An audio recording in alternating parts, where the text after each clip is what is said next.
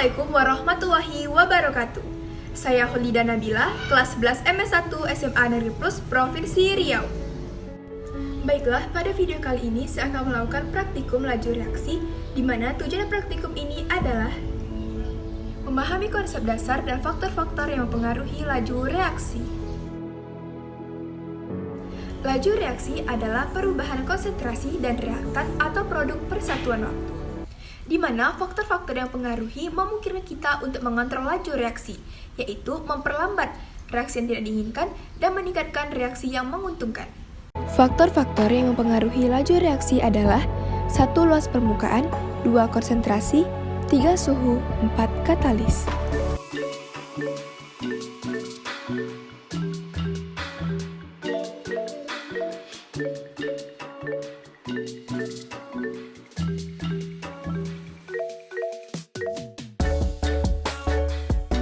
Tuangkan air mineral 50 ml ke dalam gelas, kemudian masukkan 1 tablet vitamin C bersamaan menghidupkan stopwatch.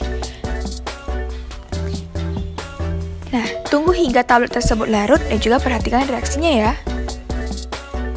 Dan vitamin C larut dalam air dalam waktu 42 detik. Nah, untuk yang kedua ini masih sama ya seperti yang pertama tadi, hanya saja yang kedua ini kita menggunakan tablet vitamin C yang sudah dihaluskan. Baiklah, kita tuangkan serbuknya dan hidupkan stopwatch secara bersamaan. Dan ternyata serbuk vitamin C larut dalam air dalam waktu 19 detik. Ternyata serbuk vitamin C lebih cepat bereaksi karena suatu reaksi kimia akan berlangsung melalui tumbukan-tumbukan dari molekul-molekul zat yang bereaksi. Pada tablet vitamin C, hanya terdapat beberapa bidang sentuh sehingga kemungkinan terjadi tumbukannya kecil. Sedangkan pada serbuk vitamin C, di setiap butir memiliki bidang sentuh masing-masing. Kemungkinan terjadi tumbukan pada serbuk vitamin C akan semakin besar, sehingga reaksi yang terjadi pun semakin cepat.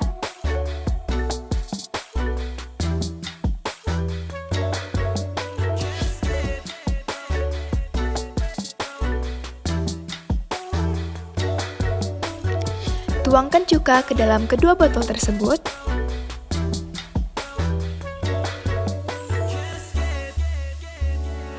Kemudian, masukkan setengah sendok baking soda ke dalam balon yang pertama.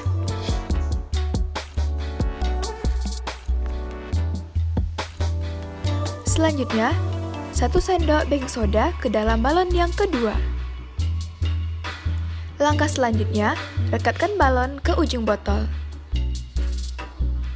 Secara bersamaan, masukkan baking soda yang ada di balon ke dalam botol, kemudian kita lihat reaksinya.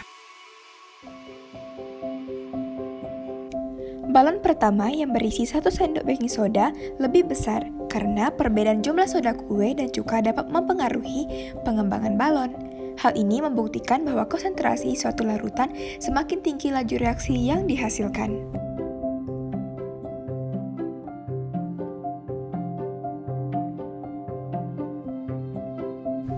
Tuangkan air dingin ke dalam gelas, kemudian masukkan 1 tablet vitamin C ke dalam gelas bersamaan menghidupkan stopwatch. Ternyata vitamin C larut dalam air dingin dalam waktu 56 detik. Nah, untuk yang kedua masih sama seperti yang pertama tadi, hanya saja kita menggunakan air hangat. Dan vitamin C larut dalam air hangat dengan waktu 29 detik. Vitamin C akan lebih cepat bereaksi pada suhu yang tinggi atau air hangat, karena suhu juga turut berperan dalam mempengaruhi laju reaksi. Apabila suhu pada suatu reaksi dinaikkan, maka energi kinetik partikel-partikel akan bertambah, sehingga partikel-partikel akan aktif bergerak, dan kemungkinan terjadi tumbukan bertambah dan laju reaksi meningkat. Begitu juga sebaliknya.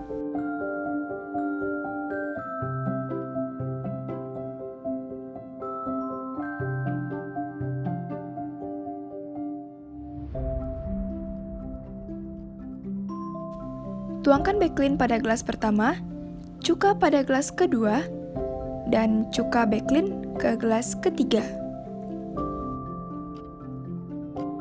Kemudian aduk larutan cuka dicampur backlin. Setelah itu, masukkan peniti ke masing-masing gelas dan hidupkan stopwatch secara bersamaan. Kemudian, perhatikan masing-masing peniti di dalam gelas.